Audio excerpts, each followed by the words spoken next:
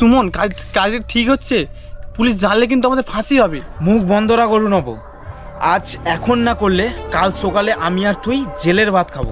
আমি চাইনি ও মারা যাক, আমি তো শুধু ভয় দেখাতে চেয়েছিলাম। ভয় দেখিয়ে লাভ নেই, ও সব দেখে ফেলেছে, ওকে সরাতেই হতো।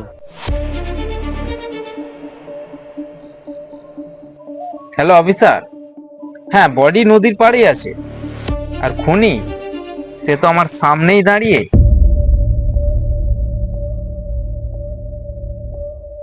বন্ধুত্বের খাতিরে সাথে এসেছি, বডি লুকাতে না, তোকে পুলিশের হাতে তুলে দেব বলে।